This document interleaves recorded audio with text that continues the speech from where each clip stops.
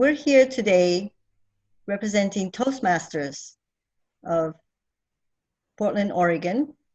And I have here today interviewing with Rose Bak. She's with Catholic Charities Chief Program Officer. She oversees 5 different programs, one of them being the refugee resettlement, the mental health, pregnancy and parenting, and housing services. Then the last being homelessness is the program that we're going to be talking today. So I'd like to introduce to you right now Rose Bak. Hi Rose, how are you? Good, thank you for having me. Thank you for taking the time. I'd like to ask you, because we're talking about homelessness today, the first question being, who are the homeless? That's an interesting question. The homeless is everyone. One of the things I think people don't realize is when you think of someone homeless, you think of the man who is in the doorway downtown of a business or camping on the side of the road. But the homeless population actually also includes a large variety of other folks. It's women with children. It's people who are senior citizens. It's people who are immigrants and refugees. And increasingly it's youth as well. But we don't often see those folks. So it's really all walks of life of people who become homeless. Okay, that's pretty good. And why would they become homeless? What's the why? It sort of depends on the population. There's big factors. One of the biggest factors in homelessness is foster care involvement. So what we know, people, even if they don't become homeless until they're 50, there's a big correlation between having been in foster care as a child. I see. But in terms of the immediate reasons for homelessness, generally for youth, for kids 21 and under, it's around a foster care placement that's not working. For women, it's typically domestic violence. That's the #1 reason why women become homeless, is something related to domestic violence. I see. And then for men, it's typically they're veterans and or people with mental illnesses or substance abuse disorders. So it just sort of depends on the population. I'm curious because there are social services through the state programs such as cash help or food stamps. Those kind of monetary assistance. Are these people not able to access those kind of services? I think most people are able to access those services, but they're just not sufficient in today's rental market. An average 1-bedroom apartment in Portland right now is about $1,500 to $1,700. So if you're receiving disability income, that's usually $761 or so. If you're on TANF, which is most people call welfare, it's usually about $500. Most people getting Social Security, that might be $1,200 for our seniors, and they just can't afford the rent and utilities. And that's really, we're seeing more and more the last 5 years, people that are just priced out of the market. We had a woman who came to one of our homeless programs last year. She was 86 years old, had been married for 50 years, had lived in the same apartment for 30 years. Her husband died. She lost most of her income because of that, and she eventually had, in her rent doubled, so she got evicted. And so here she was, a person who, quote unquote, did everything right. But she was just priced out of her apartment and she had no family left to take care of her. So she came to us. Oh, wow. That's a sad story. Really didn't have anybody. Yeah. 86 years old, sleeping on the ground. I was told many times that people who are homeless prefer to be homeless. And is that true? Is that something that they would prefer not to be in a housing project? They just rather be out in the streets? There's a small subset of the homeless population who wants to camp, who doesn't want to be housed. But for the most part, people are not satisfied with their options. So they don't want to go to a shelter. Maybe they have PTSD from, being assaulted or being a veteran, or they've just been let down so many times by the service system that they're afraid to trust. In my experience, and I've been doing this work with homelessness over 25 years, I've rarely seen somebody that doesn't want housing. It's just whether it's on the terms that they prefer. And what population do you see in this homelessness are due to mental health or drug issues? Mhm. It's, a lot of folks on the street use substances to sort of manage mental health crisis. And being on the street really exacerbates people's mental health. One thing I always like to mention is there's a statistic that if you're a woman and you go on the street and you are 90% chance of being sexually assaulted within the first 72 hours. So even if you aren't homeless because of mental illness, after you've been assaulted, you probably will have PTSD and anxiety, and then it just it just sort of snowballs from there. So I think being on the street really exacerbates people's mental health, and then people are cold and scared, and they often will turn to drugs or alcohol to sort of manage some of those symptoms. I see. Yeah, I guess they can start out healthy and then eventually just kind of degrade themselves as they go on with that kind of life. Mm-hmm. Mm-hmm. And there's such an over demand for services. So, you become homeless and everyone sort of thinks there's a lot of services, and then you go to shelter and find out you can't get in right away, and a lot of doors are closed, and that really just sort of, helps people get more and more stressed out and more into their mental illness as well. Let's go to the what. What is Catholic Charities doing that is successful, and projects that are coming up for Catholic Charities? A couple things that we've been doing for a long time. One thing we've been doing for a long time is our housing transitions program. There's several programs within that larger program. We operate a drop-in center for homeless women. So people who identify as women can come in and take a shower, get their mail, do their laundry, talk to a case manager, use the computer and the Wi-Fi, be warm and dry for a while. We operate that 5 days a week.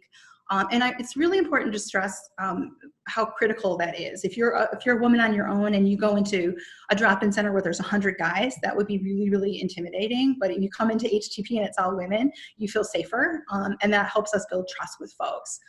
So that's an important part of our program.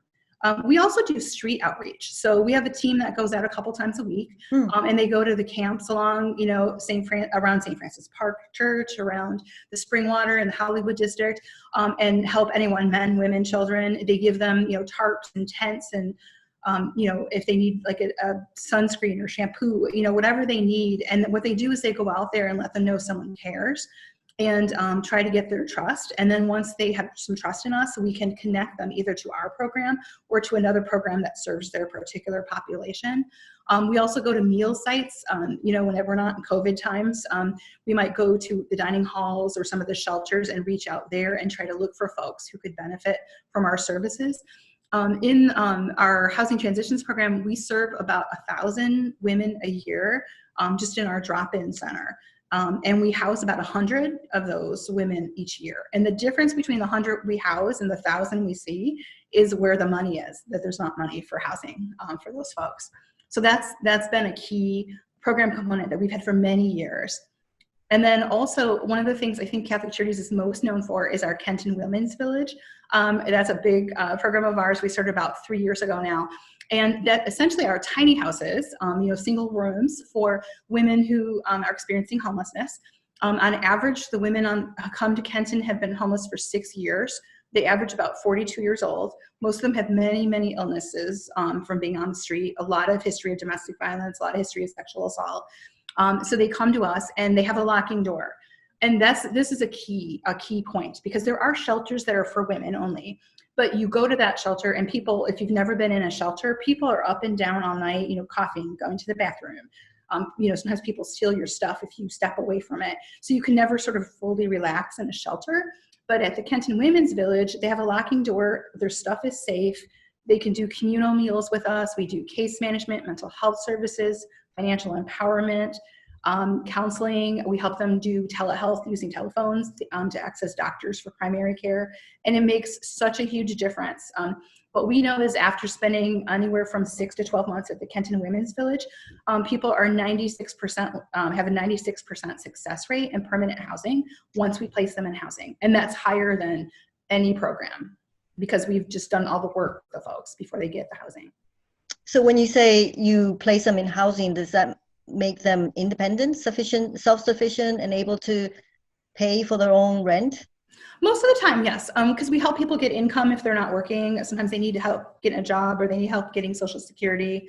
Sometimes some of the ladies do go into what's called permanent supportive housing, which is housing that's got a reduced rent because it's subsidized, and then there's services on site. So it just depends on the level of disability. Like, we had a woman that came to the village last summer, had worked all her life as in human resources, and then became homeless when her job got downsized. And then after a couple months in the village, she got a new human resources job. She was making $60,000 a year. So she was able to just go into a regular apartment. But other people, like the 86-year-old woman that I mentioned before, she needed a little assistance in our housing to stay stable. So it just depends on the person. Oh, so the elderly lady was able to support herself with lower rental subsistence. Correct, right. We got her to subsidized housing for seniors. So she was able to find housing for herself as well. Yeah. So we have people that help as well. We help them with application fees and deposits. You know, it can cost $5,000 to move into an apartment by the time you do first and last and deposit. So we help with all of that. We help people understand the rental agreement, because a lot of times people don't understand what all that means in the rental agreement. And then we help them when they move in get, you know, furniture and pots and pans, and how to use the thermostat, and, you know, how to figure out a budget to pay their rent. Right, right. For now, we're going to take a break, and we'll be right back with more from Rose Bak from Catholic Charities. We're going to talk about future projects. I joined Toastmasters to improve my speaking, listening, communication, and leadership skills. Toastmasters gave me incredible confidence. Confidence. Confidence. Great listening skills. Poise. Great leadership skills. Leadership skills. The ability to speak in public. Strength. A captive audience. Quality feedback from the more experienced Toastmasters. Toastmasters really helped me improve my listening skills. Sales skills. Opportunities to go to different groups and widen my whole horizon. Toastmasters has given me a more focused me, and I'm a much better listener. Toastmasters is fulfilling. It's a great place to fail your way to success. Wonderful way to meet people. Networking. Strength. It's addictive. It's a club of self-improvement. It's an experience, it's a ride that you won't forget, and you'll enjoy it every step of the way. Toastmasters helped me land a kick-butt job. I sang at one of my table topic speeches, and people liked it and applauded. My business is doing great, and I'm very, very grateful to Toastmasters. It's been a great experience for me. Thank you, Toastmasters. Thank you, Toastmasters. Thank you, Toastmasters, for giving me so much confidence. Thank you, Toastmasters, for everything.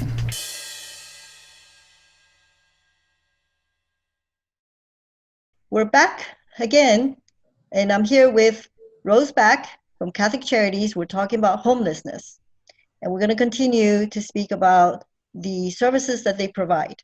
Rose, let's continue with what you were saying when you go to visit these homeless camps and you help them to provide maybe with soap, shampoo, and tarp to keep them warm, develop a relationship. What happens after that? Every time we go out and talk to folks, we ask them, are you ready to enroll in services? What do you need? You know, and when they're ready, then we either help them at Catholic Charities, or we help them with connect to one of our partner agencies. Catholic Charities works with a series of other agencies in the community very closely on this work. So, you know, we never go up to somebody and say, hey, we think you need services, but we say, hey, it seems like you're really stressed out. Do you want to talk to one of our counselors? Or are you tired of living on the street? Well, can we connect you with somebody who can help you get into housing? So we try to make those connections, but it takes a long time sometimes with folks to build trust. I mean, we had one person we saw in street outreach for 2 years, and every time we saw her, we were like, you're welcome to come in to drop in and take a shower and, you know, talk to a worker. And then they finally came in after 2 years, and we were able to get them in housing, but they had to be ready. And our mode is we use something called assertive engagement, which means that we keep trying and trying and trying, but we don't force things down people's throats. We wait till they're ready, and then we ask them, what do you want to work on? Do you want to work on housing or a job? And let them prioritize their own goals. And do you have the same person, the same crews that go out, or different representatives from Catholic Charities? Then they have to learn to build that trust with that person. Is that an issue that comes up? Yeah, the people who work in drop-in are the same people that do outreach. So that works out really well. So then they come in, maybe they'll come in and say, oh, Jennifer, who's one of the workers, I know you from when I saw you at the camp. And then she's there to help them. So it helps us not have to shuffle people off from person to person. Yeah, it's important to have that sense of security, knowing that that's the same person that's going to be kind of handhold them throughout Absolutely. the process. I mean, nobody likes to tell their story like to 10 different people, right? That gets really frustrating when you're trying to get services. Yeah. And the one of the issues that people have that are homeless, they don't have an address and they don't have a place where mail can come to them. Like if they have Social Security won't mail them a check if they don't have a place to mail. Does Catholic Charities help with that? Yes, we do. In our drop-in center, we have mail service. So like this week, for example, a lot of people have been stopping by to see if their stimulus check has come yet. People come for their Social Security checks, as you mentioned, important paperwork. So we hold on to their mail until they come and they know it's a safe, secure place to get mail. Oh, that's great. Is there a place also where they can go maybe shower and go to the bathroom? That's a communal place? Yeah, if they're identified as women, they can do it at our site. But if not, there are other drop-in centers that we work with that take all genders, and we help them connect to those drop-in sites as well. Okay. At this point, I'd like to ask Rose what Catholic Charities plans are in the future for projects that would help the homeless. We have two particular things I'd love to mention. The first is our Technology Access Now program, the TAN program. And we're using this program to help people on the street connect to using telehealth and more effectively using phones. So if they don't have a phone, we get them a telephone, a cell phone that's got a data plan.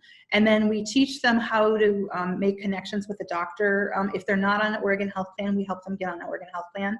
But we talk to them a lot about that there are a lot of things your phone can do that maybe you don't know once you get it. So when do you download stuff on Wi-Fi is something we cover. We talk to them about, there's a safety planning app for domestic violence. We show them how to use that. We show them how to use the bus schedule app. We show them how to use, the other apps that are helpful to them so that they can really get the most usage out of their phone and be able to stay connected. What we see a lot of times, people don't have email addresses, so we help them set up an email. We help them remember how to do the password, if you lose your password, how you can get it back. Just things like that, because that really helps if you're looking for a job or you're connecting with a caseworker, if you've got a regular email. We do so much by email right now. Right, yeah. We're really, we're spending a lot of time. Some people, we've spent hours trying to teach them how to use their phone, but now they know how to do it and they can call, especially now in COVID, you can use your phone to call your doctor and they can look at a rash or look at your throat and you don't have to go in. So that's awesome for people on the street. Are you saying these people have phones, their own phones? Some people have phones that they get through a government program, but most of them don't, or that those phones don't have a lot of data. So if we enroll people in this program, we help them access a phone that actually has data. Oh, you guys provide a phone for them? Okay. Yeah, it's a program that we have. Okay, well, that's great. And then is that free for them? They don't have to pay a monthly bill on that, and they can access the internet through that phone as well. Is that a free internet service? Yeah, it's free. We renew it 1 year at a time, so it's free for a year at a time. And if they're engaging with us, we just renew it. Wow, that's really, really great. It really makes a big difference. We saw somebody at the village, she was afraid she might have COVID. It turned out she didn't. But when we showed her how to call her doctor, and the doctor was like, don't come in, let me just ask you a bunch of questions. And she was able to do that. She had no idea she could do that on her phone. Wow, that's fantastic. That's just the feeling the freedom to have the key to open doors, right? Yeah. Totally. What about your other project? So our other, we have a large project that we're doing in cooperation with the Archdiocese of Portland, Catholic Charities USA, and Providence Health Systems.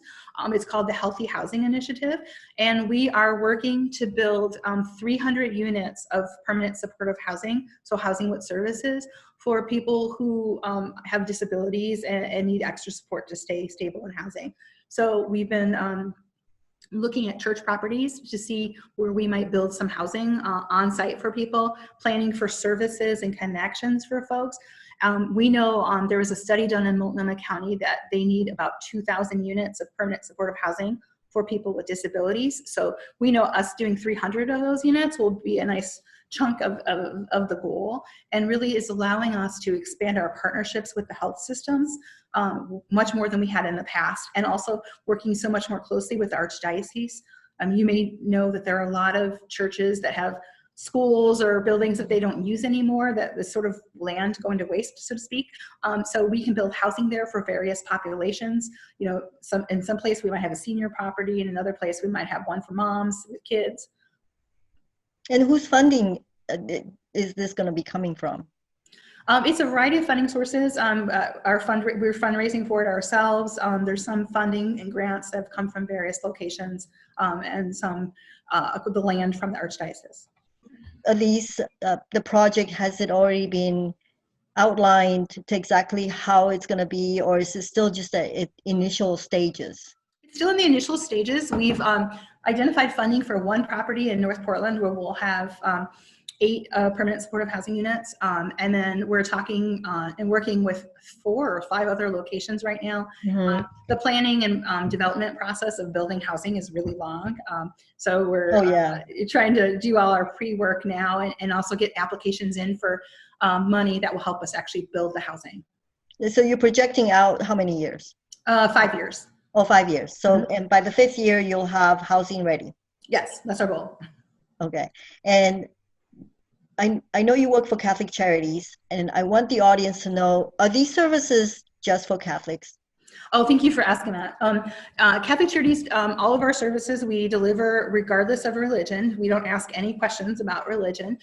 So many of our folks that we work with are not Catholic at all, including our staff. We work with people if they're LGBTQ, if they're Muslim, wherever they come from. We just meet people where they are and accept them.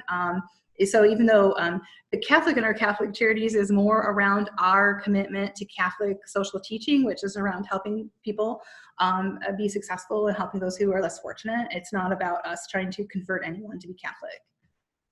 And the people that are employees in your Catholic Charities not necessarily have to be Catholic. Is that correct? That's correct. In fact, we find it really helps for people to come from the communities that we're trying to serve. So, we have staff, for example, who are Muslim and wear hijab, and those that helps us work with folks who are also Muslim, because they know it's a safe place to work because someone who comes from their culture is here. What about the member agencies or other agencies, other nonprofits that you work with? They don't necessarily have to share the same faith, right? Correct. Okay. Let's go with where, you mentioned that you go out and you find these people in camps and basically follow them through. Where are these places?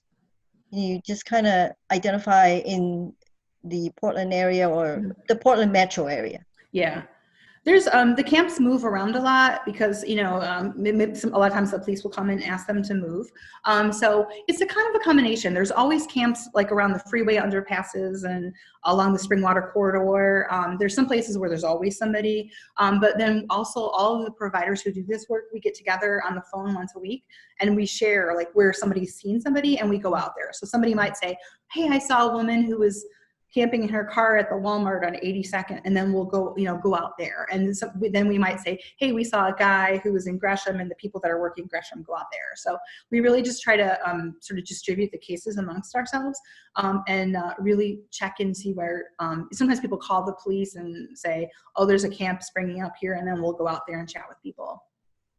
I have one last question, and then we can wrap it up. And that is the danger of medical issues or deaths that happen out as a homeless. Do you get those calls somebody just dies or has some kind of a health issue? How do you deal with that? It depends on what the situation is. If we think that they need to go to the hospital, for example, we might facilitate an ambulance. Portland also has an emergency street response team, which is called Project Respond, for people who are experiencing mental health crisis. So if we see, if we come into contact with somebody who, maybe is actively psychotic or having, hallucinations or something, we would work with them as the first responders who are more trained to do that work than we are. So you connect them with the first responder. We absolutely connect them. Yes. And then also one of the things that we're seeing, I don't know if I mentioned, is the fastest growing homeless population right now are seniors, over 50, 55. Mm-hmm. And when we get to the higher ages, sometimes it's hard to tell if it's a mental illness or it's dementia or some kind of a physical problem. So we've also been trying to strengthen our partnerships with medical and mental health providers that work specifically in geriatric medicine. Oh, that's good. Well, that comes to our end of our interview. Thank you. If you guys have any questions, look up Catholic Charities of Oregon. You can call them, you can email them for more information. And Rose will also be around to answer any questions. There'll be a bar in the bottom with the Catholic Charities contact information. Thank you, everybody, for joining us. I look forward to our next interview.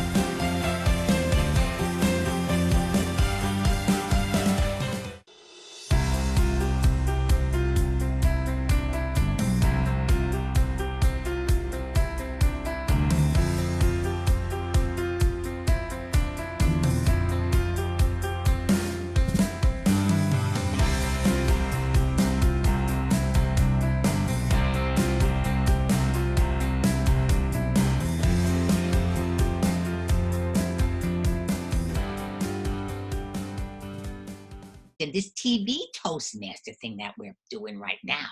Well, Toastmasters right here in Oregon, where we are, they have something called TV Toastmasters where yous can learn at the 4 stations they got, the 4 cable stations. Yous can go there. You can learn to be a host like Ann Louise is being. You can be a guest like I'm a being. You can learn how to be the crew and do production. You can learn how to be a producer yourself so that you could produce your own shows. You can learn all of this just by joining TV Toastmasters, which you must want to do. And I'm sure somewhere on here we're going to put down a link for that so you can see how you can do that. But that is how I learned to speak so well, or Ann Louise did. And by the way, she was scared when she first went, even though she was already a speaker, because it was very structured. She doesn't like structure. She's a rebel, just like me. But then she learned that the structure could really help us. What a life lesson that was for her. So that's just a little tip for you guys to see how you can learn to speak better too, if that's what you want to do. No matter whether you're on stage, whether you're in front of the Chamber of Commerce, whether you're talking to your friends, whether you're at your workplace, wherever you can learn to speak as good as me.